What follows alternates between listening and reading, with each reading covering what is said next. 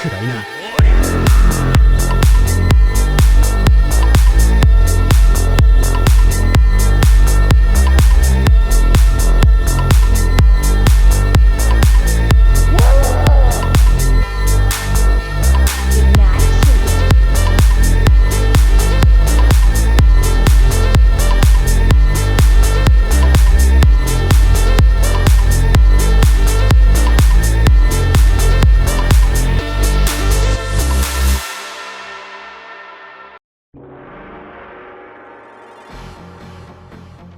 De tous les genres de jeux vidéo des années 90, le jeu de baston fut sans doute le plus populaire.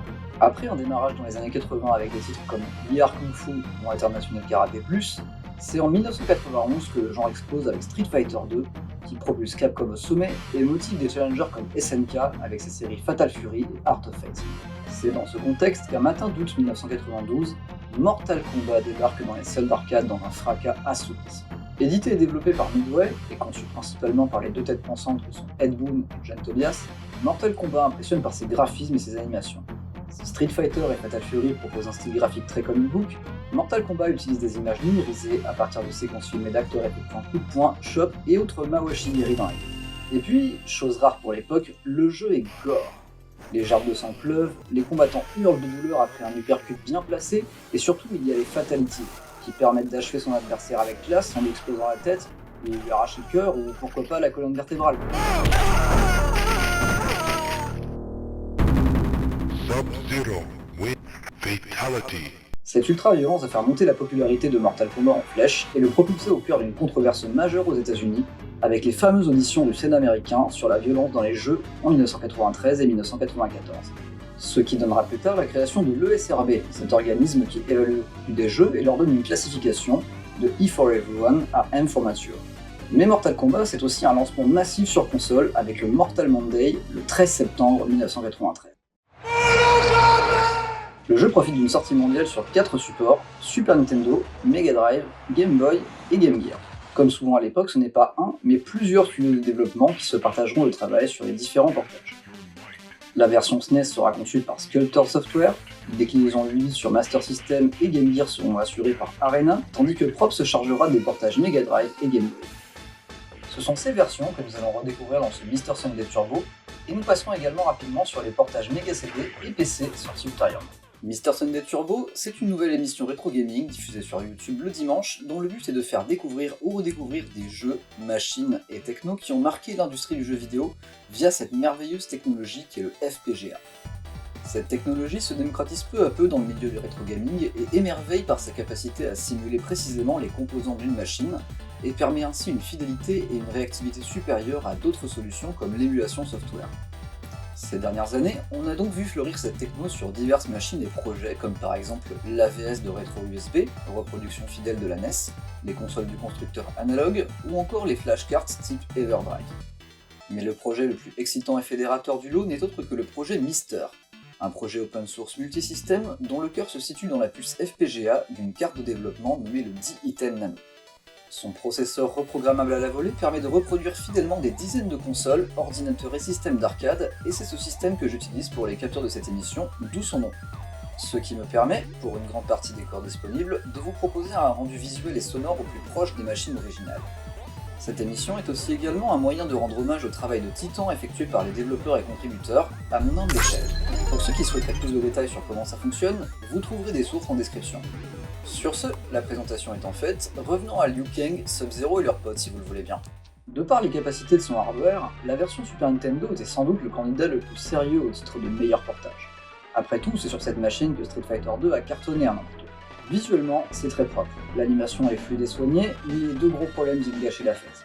Une latence qui plombe la jouabilité et rend l'exécution des coups particulièrement pénibles, et surtout... Mais y a pas de sang sur Super Nintendo! Une censure complète du sang et des fatalities. L'ultra-violence de Mortal Kombat n'était pas compatible avec l'image familiale de Nintendo. Qu'est-ce que ça donne en pratique?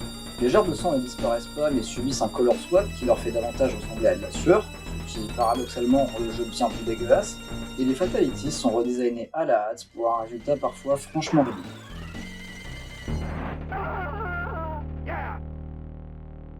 Johnny Cage wins. Sur Mega Drive, bien que plus pauvre visuellement, l'expérience de jeu est bien plus réactive avec des combats enfin à la hauteur de la version arcade. Mais l'éléphant dans la pièce, bien entendu, c'est la présence du gore qui va faire toute la renommée de cette version Mega Drive et en faire la plus vendue du lot. Au lancement du jeu, aucune goutte de sang ou de décapitation n'apparaît. Mais y a pas de sang sur Super Nintendo. Sur Mega Drive non plus, hein. Mais un code secret bien planqué va se répandre dans toutes les cours de récré, A, B, A, C, A, B, D. Et en quelques échanges de coups, le miracle apparaît, les gerbes de sang et les fatalities qui ont fait la légende du jeu sont bien présentes.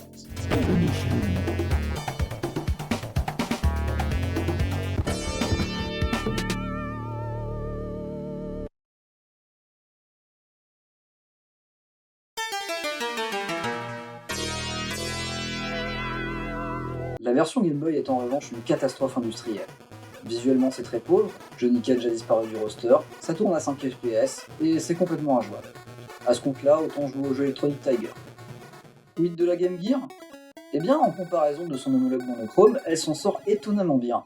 Le framerate est relativement acceptable pour l'époque, bien qu'on ait vu plus fluide dans le genre sur la même console, et les sprites passés à la moulinette 8 bits rendent très bien sur son petit écran. Sachez que je montre ici principalement des captures de la version Master System, identique en tout point à la version Game Gear. Seuls les sprites sont plus gros sur console portable. Sincèrement, si je n'avais eu qu'une Master System pour jouer à Mortal Kombat en 1993, je me serais probablement beaucoup amusé sur cette version. En tout cas, bien plus que si je n'avais eu qu'une Game Boy. Et comme sur Mega Drive, la censure peut être désactivée si l'on entre le code suivant 2, 1, 2, bas, haut. Les seules ombres au tableau sont l'absence de Keno dans le roster et le fait que le jeu ne comporte que 2 arènes, le repère de Goro et l'iconique The Pit.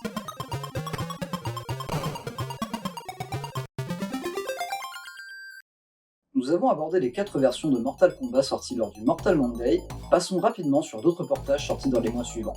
Un peu plus tard la même année, le titre arrive sur le Mega CD de Sega, une version en tout point supérieure à son homologue cartouche, malgré les inévitables temps de chargement. Les musiques sont issues de la version arcade, un grand nombre d'animations absentes de la version Mega Drive ont été restaurées, ainsi que les cinématiques d'introduction des personnages. Les sprites et les décors ont également été révisés pour se rapprocher davantage du rendu original, on a même droit à la pub du Mortal Monday devenue iconique, en guise de cinématique d'introduction à FMV. Mais le nec plus ultra des portages de Mortal Kombat de cette époque, c'est la version PC, sortie courant 1994. C'est simple, on est quasiment sur de l'arcade perfect avant l'heure. Encore fallait-il trouver un périphérique adapté dans la jungle des accessoires PC de l'époque. En comparaison, regardez ce que donnait la conversion de Street Fighter 2 sur PC par USB.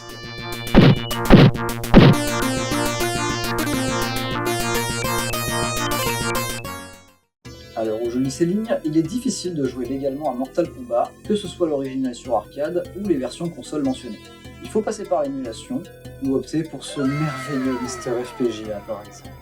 Les bonnes nouvelles, Digital Eclipse a annoncé pour très prochainement la sortie d'une compilation sur les machines modernes, Mortal Kombat Legacy Collection. Elle contiendra les 4 premiers opus de la franchise, ainsi que tous les portages sortis sur les machines de l'époque. En clair, on n'a pas fini de se fataliser la gueule.